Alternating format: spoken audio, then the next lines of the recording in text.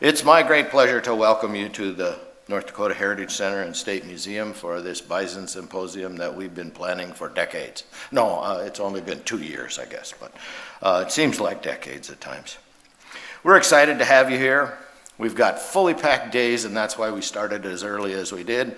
And tomorrow's going to be just as full, so we hope to try and stay on schedule with speakers and panelists. But I'd like to also thank the sponsors and the National Endowment for the Arts, Rockstead Foundation, Bismarck State College Foundation, and other partners and members for helping to fund and organize this event. So one thing that I'd like you to do while you're here is the galleries will be open between the events. The art exhibit that we set up down in the classrooms is open for you to enjoy at your leisure. So do take a little time and look at some of those things.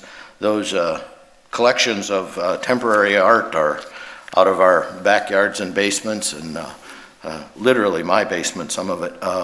And Dr. Thomas Jacobson from Hettinger, the Northwest Arts Council from Minot State University, and then a bunch of us just sort of found buffalo stuff in our yard, and no, not really.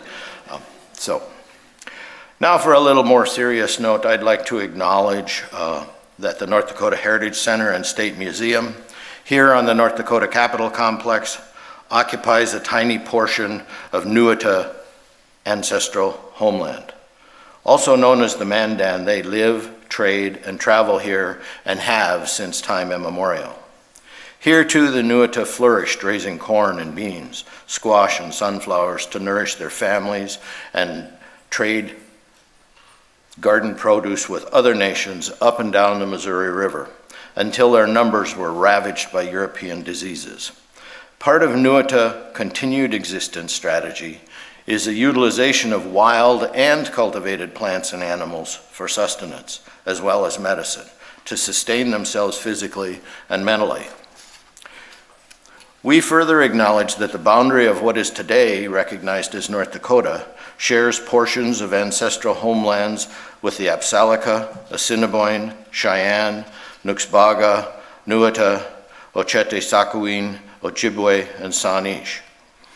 Working cooperatively, we can learn from their stewardship of the land while sharing our heritages and friendship.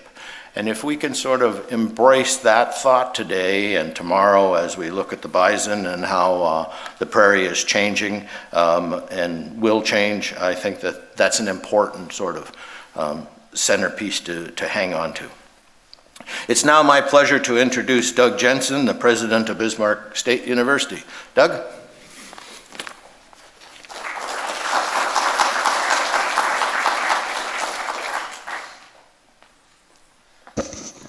Thank you, everyone, for taking time out of your schedule to be here. As it's been said a couple of times, this event has become a labor of love to get it together and to hold it together through COVID and so many things. But as you go on your tours today, I think what you're going to see is one of the most beautiful landscapes in the country. Here in North Dakota, we're truly blessed with, landscape and the scenery and the seasons. And today you're going to have an opportunity to look and to understand the heritage and the history of the American bison. I mean, this animal is truly majestic, and learning about its history and how it's impacted our economies and how it's impacted our country is really a great lesson. So I'm excited for this to finally come together. Thank you, Dr. Scogan and team for holding this together. I was looking to see where Larry's at. He's at the top. I know this is one of the first conversations Larry and I had when I joined Bismarck State College, was that the importance of this, and we wanted to make sure that it occurred. So thank you, everyone, for coming out, and I hope you have a good day, safe travels, and I'll see you later on tonight for dinner. Thank you.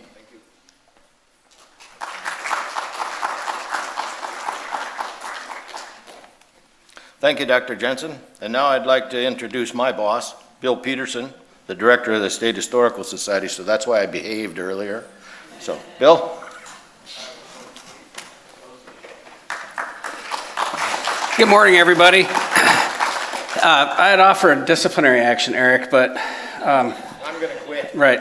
So, I don't know if any of you know this, but Eric is soon going to be retiring after many, many years of service to the State Historical Society, and we couldn't be more pleased to have people like Eric on our team. It's an inspiration to work with him. I've known Eric for about 20 years, and he's been inspiring me for just about that long. So thank you very much for helping put this together. Thank all of you for coming today. We want to welcome you to the State Historical Society.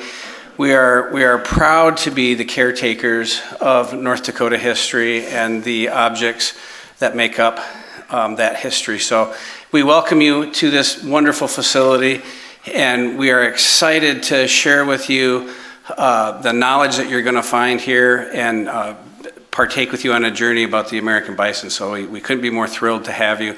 Thank you for coming, and I hope you very much enjoy the next several days as you learn about this tremendous resource in this wonderful state. Thank you.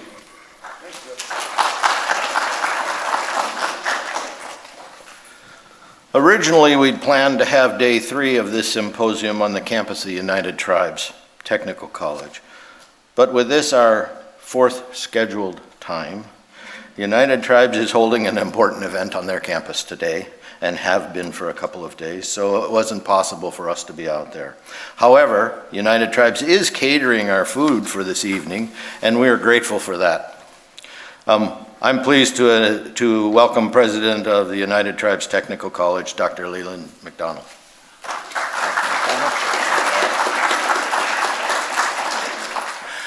I got up and started walking over earlier. It's taking me a little longer to get around. I tore a meniscus on this side, so it's kind of slowing me down a little bit. And that's what you get for 59 years of sexy walking, I guess. So, good morning to everyone. Thanks to Dr. Peterson and Dr. Jensen, Dr. Scogan for allowing us to say a few words, and thanks for Eric for the kind words as well about United Tribes. And we're pleased to see the turnout here and the interest in the bison. And I was thinking about the bison itself and how it related to our people. And the one thing that came to mind right off the bat is Matakiwasa. So we're all related. And so when we think about that, we think about the relatedness not only between us as human beings, but also the relatedness of us with the land, with the Uchimaka, our grandmother here. So we think about those things, and everything goes in a cycle. And we were really relying upon the bison, the buffalo, for our food source, for our clothing, for tool items, and we used every part of the animal in order to help support us. And so we considered them our relatives because they help sustain our people and our lives and our way of life. So we're glad to see this honoring to our relative, and we're glad to see all of you here this morning. Hope you have a wonderful meeting. I wish we could stick around, but we have a Commission on Native Children hearing going on, and it just unfortunately ran at the same time as this meeting. Otherwise, we would have I would have been here present at this one. So thank you for allowing me to say a few words. Have a great conference. Blessings on everyone, and safe travels on the way home. Appreciate it.